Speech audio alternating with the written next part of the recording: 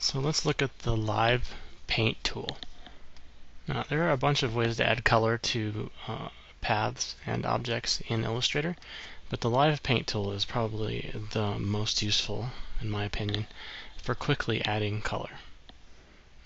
So right now I've got the cake that we saw in the pencil tool demonstration, and you can see I've got a background that's the image, so I can turn that off. I've got a plate layer and I've got a cake layer. And what I want to do is to color the plate by itself. So I'm going to pick a color for my swatches. Let's pick just a light gray for the plate. And what I'm going to do is simply highlight those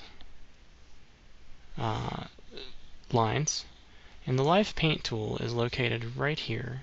It's K on the keyboard. And you can see right now when I roll over this, it says click to make an active Live Paint group. So I'm going to click it. And you can see that right now it's selecting that path. So that means I can fill that path. So I'll go back here, pick in my color, fill that path. So it's really that easy to do. For instance, with the cake, let's pick out a few things to color. So I'm going to go ahead and select my entire cake and repeat that process. I want to make this a Live Paint group. So you notice, even though this is on a separate layer, it has nothing to do with that background layer. And you can see that each of these individual shapes is now highlighting to allow me to give it some color. So let's pick some colors for our cake. We'll make it a chocolate cake. Make it brown, some nice brown icing, with some brown icing in the layers in between, and maybe a little bit lighter color for the cake itself. And same thing with these. Quickly fill in that. So now I've got a nice piece of cake on a plate. I could come in here and turn off my layers, turn off my image layer so that I can see the illustration by itself. Now, even though we've done that, I can still come in here individually and do things like change colors on the stroke by using either the white arrow tool or the group selection tool. So if I select just that line and I wanted to make that a dark brown, let's say, for the stroke, I just have to make sure I'm looking at the stroke, and then I click on that dark brown color. And I can, using the group selection tool, I can highlight individual strokes, and I can still apply that color just to those strokes. Okay?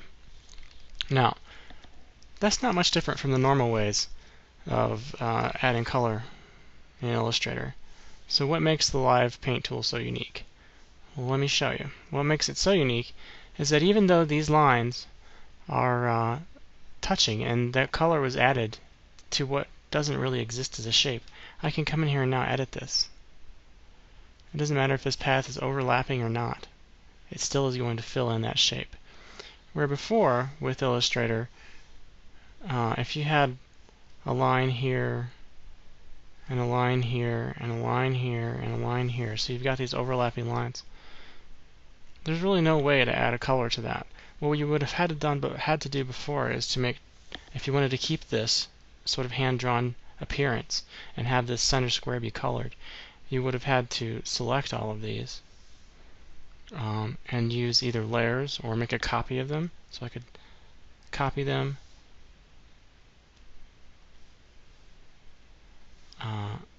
and then maybe I would use something like the Pathfinder to weld these together as an object. But you see, you get all sorts of issues.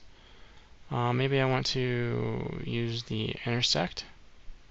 Okay, that's better. So now what I've got is something I can add the color to. I'll eyedropper that, and then I would have to, but you see that's removed my strokes. So then I would have to paste in front my strokes. So I've actually got this in two pieces. The stroke's a separate piece. We're now using the Live Paint tool. I'll do that same thing. If I use the Live Paint tool to fill this shape, select all of these, use the Live Paint tools, click it to make it a group, fill that shape. Eyedropper, fill that shape. Now what happens is I can actually re-edit this line, even though this line's independent. This line's completely independent, right? I can move this line, and it's still going to fill that space.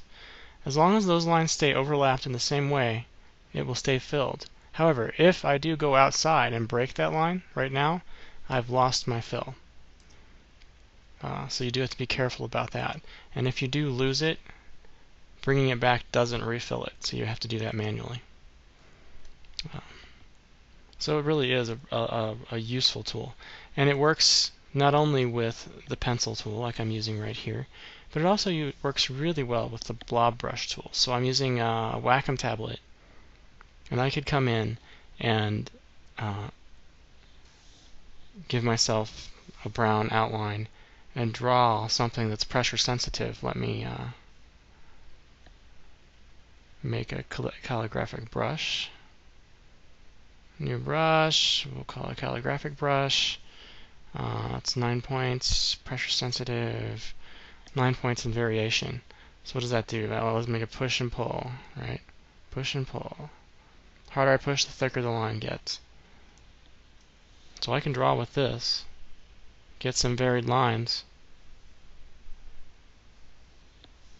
And because I'm using the blob brush and not the regular brush, I'm actually creating those lines as single shapes. And now I can select that shape, use the Live Paint tool. Maybe I'll highlight this lighter color brown, and now I can fill that.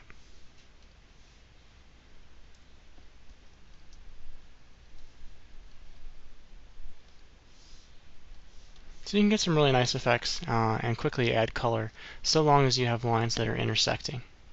So that is the Live Paint tool.